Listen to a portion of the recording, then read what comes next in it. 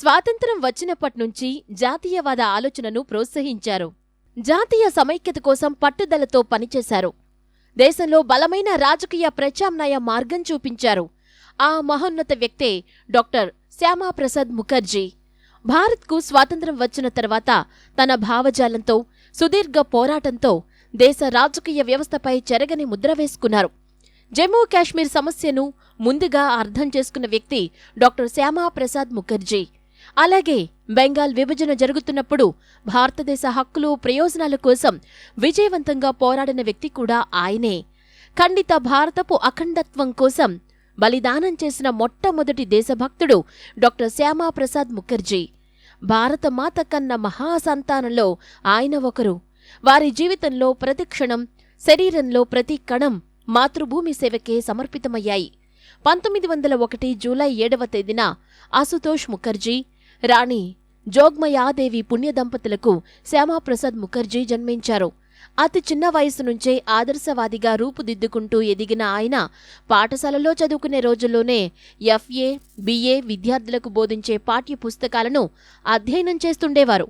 నేను గొప్ప వ్యక్తిని కావాలి, నాకు ధనం వద్దు అని శ్యాంప్రసాద్ రాసిన వాక్యం ఒక పుస్తకంలో లభించింది. ఆయన ఆదర్శవాద ఆలోచనలకు ఈ మాటలే ఉదాహరణ. ఆ ఆదర్శమే ఆయన్ను మహోన్నత వ్యక్తిగా మలిచింది. ఉన్నత చదువుల అనంతరం శ్యామాప్రసాద్ ముఖర్జీ 1924లో హైకోర్టు న్యాయవాదిగా వృత్తిని ప్రారంభించారు. అయితే అదే ఏడాది ఆయన తండ్రి హఠన్ మరణంతో కలకత్తా విశ్వవిద్యాలయం సిండికేట్ స్థానంలో ముఖర్జీ నియుక్తులయ్యారు. ఆ తరువాత 15 సంవత్సరాల పాటు విద్యారంగమే ఆయన సర్వస్వం అయ్యింది. 1934లో కలకత్తా విశ్వవిద్యాలయానికి వైస్ ఛాన్సలర్గా నియమితులయ్యారు. శ్యామాప్రసాద్ ముఖర్జీని కలకత్తా విశ్వవిద్యాలయం, బెనారస్ విశ్వవిద్యాలయం తమ గౌరవ డాక్టరేట్లతో సత్కరించాయి. దీంతో శ్యామాప్రసాద్ ముఖర్జీ కాస్త డాక్టర్ శ్యామాప్రసాద్ ముఖర్జీ అయ్యారు. శ్యామాప్రసాద్ గారు 1940లో లాహోర్లో ఉన్న సమయంలో రాష్ట్రీయ స్వయంసేవక సంఘ్ స్థానిక శాఖ నిర్వహించిన ఒక కార్యక్రమంలో పాల్గొన్నారు. ఆ సందర్భంగా మాట్లాడుతూ, నేటి అంధకారబంధురమైన దేశ వాతావరణంలో ఆశాకిరణంగా నాకు సంఘం మాత్రమే కనబడుతుంది అని అన్నారు. సంఘం పట్ల ఆయనకు గల ఈ ఆదర భావన చివరి వరకు కొనసాగింది. ఇక స్వాతంత్రానంతరం ఏర్పడిన మొదటి జాతీయ ప్రభుత్వంలో శ్యామాప్రసాద్ ముఖర్జీ పరిశ్రమల శాఖ మంత్రిగా నియమితులయ్యారు. 2.5 సంవత్సరాలు పరిశ్రమల మంత్రిగా ఉన్న సమయంలోనే ఆయన తన సామర్థ్యాన్ని నిరూపించుకున్నారు. చిత్తరంజన్ రైలు ఇంజన్ కర్మాగారం, సింద్రీ ఎరువుల కర్మాగారం, హిందుస్థాన్ ఏరోనాటిక్స్ లిమిటెడ్ అనే 3 భారీ పరిశ్రమలు ఆయన నేతృత్వంలోనే రూపొందాయి. స్వాతంత్ర్యం తరువాత దేశంలో రాజకీయ శూన్యత ఏర్పడింది. కాంగ్రెస్ పార్టీకి ప్రత్యామ్నాయం కావాలనే చర్చ దేశవ్యాప్తంగా మొదలైంది. సాంస్కృతిక జాతీయవాదం, జాతీయ సమైక్యత, రాజకీయ భావజాలం కోసం భారతదేశం ఆసక్తిగా చూస్తోంది. ఈ క్రమంలోనే దేశంలో ఈ చర్చకు జెండా మోసేవానిగా డాక్టర్ శ్యామాప్రసాద్ ముఖర్జీ ఉద్భవించారు. నెహ్రూ మంత్రివర్గం నుంచి వైదొలిగి 1951 అక్టోబర్ 21న జనసంఘ్ను స్థాపించారు. 1951-52 ఎన్నికల్లో 3 లోక్సభ స్థానాలను జనసంఘ్ గెలవగా కోల్కతా పార్లమెంటు స్థానం నుంచి డాక్టర్ ముఖర్జీ ఎంపికయ్యారు. సభలో ప్రతిపక్షాల గొంతుగా మారారు.